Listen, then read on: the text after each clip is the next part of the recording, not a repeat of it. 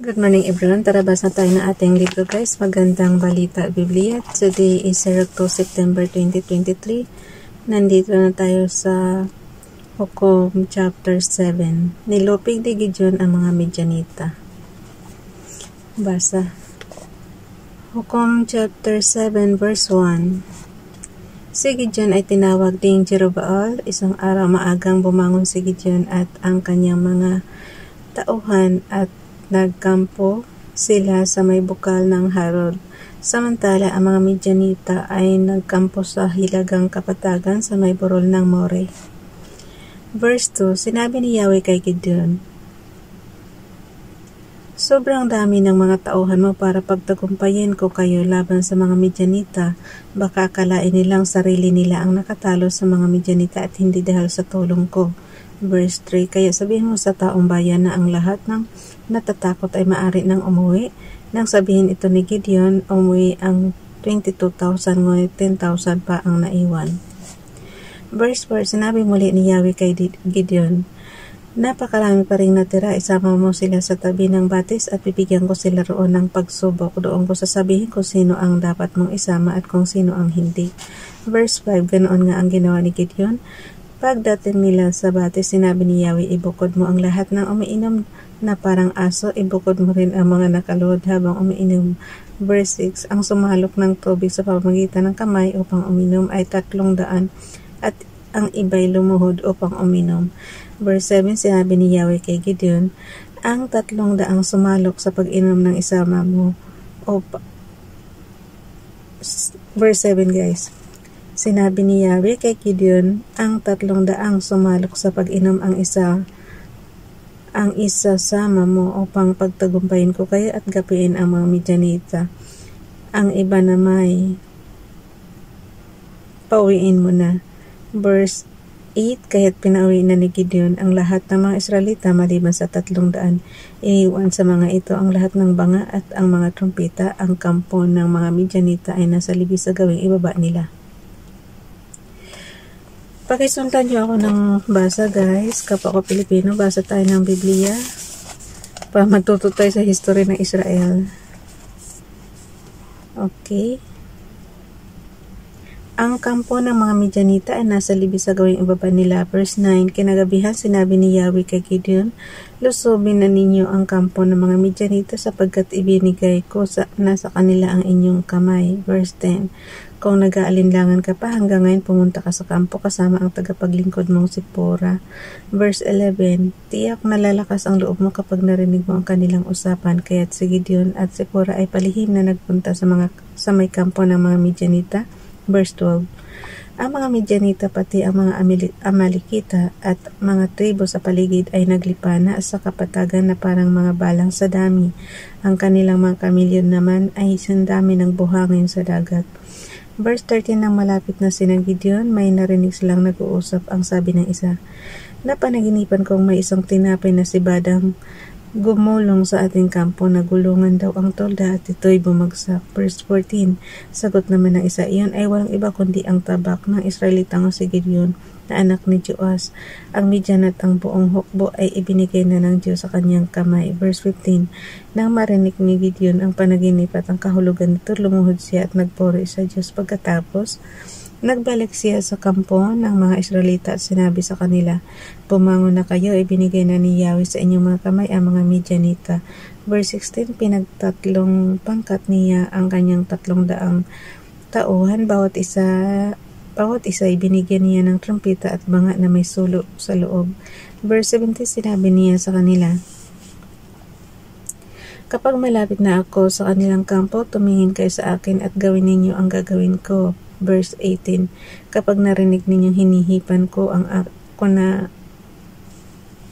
Verse 18 guys, kapag narinig ninyong hinihipan ko at ng aking pangkat ang aming matrumpeta, hipa na rin ninyo ang inyong trumpeta sa palibot ng kampo at sumigaw kayo ng para kay Yahweh at para kay Gideon. Verse 19, pag maghahating gabi na halos kapapalit pa lamang ng pangkat ng tanod ng sina Gideon ay makalapit sa kampo ng mga Midianita, hinipa nila ang kanilang mga trompeta sabay basag sa mga dala nilang banga. Verse 20, ganoon din ang ginawa ng dalawang pangkat, hawak ng kanilang kaliwang kamay ang sulo at nasa kanan naman ang trompeta habang sumisigaw ng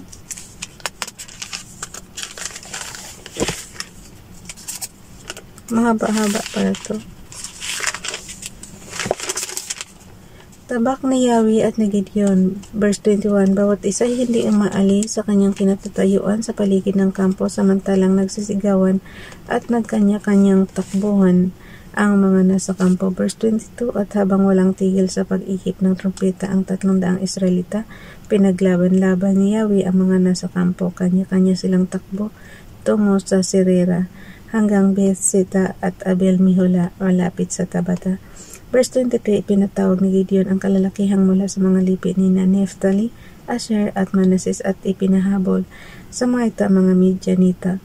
Verse 24, si Gideon ay nagpadala ng mga sugo sa lipi ni Ephraim na nakatira sa mga kaburulan. Sinabi niya, bumaba kayo at tugisin ninyo ang mga Midianita, pabantayan ninyo ang ilog Jordan at ang mga batis hanggang sa Betbara upang hindi sila makatawid. Kaya't lahat ng kalalakihan sa lipi ng Ephraim ay nagtipon at ganun nga ang kanilang ginawa.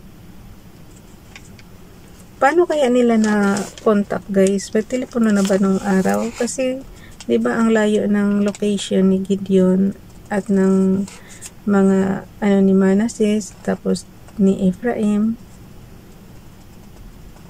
Paano nila na-communicate yung harangin mo yan, ganito. High-tech na rin yung nung araw. Paano nila maharang na walang telepono? Okay, sa paghabol, opinion ko lang rin yun kasi pinaharang ni Gideon Okay, ulitin ko ulit.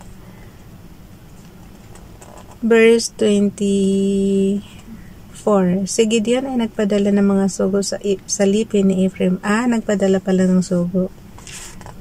Kala ko through telephone Okay, verse 24 ulit. Si Gideon ay nagpadala ng mga sugo sa lipi ni Ephraim na nakatira. Pero sa generation natin ngayon, guys, hindi na kailangan yung in person talaga. Na lang, through telephone na o kahit anong gadgets na ngayon ba, pwede nang makontak. So, hindi na kailangan ng personal talagang pupunta magpadala ng sugo. Sa generation natin ngayon, syempre high-tech na tayo ngayon. Okay, verse 24, si Gideon ay nagpadala ng mga sugo sa lipi ni Ephraim na nakatira sa mga kabrulan. Sinabi niya, bumaba kayo at tugisin ninyo ang mga Midianita, pabantayan ninyo ang ilog Jordan at ang mga batis hanggang sa Betbara upang hindi sila makatawid. Kaya't lahat ng kalalakihan sa lipi ng Ephraim ay nagtipon at ganun nga ang kanilang ginawa. Verse 25, sa paghabol nila sa mga Midianita, nabihag nila ang dalawang pinunong sina Oreb at Zeeb. Pinatay nila si Oreb sa bato ni Oreb at si Zeeb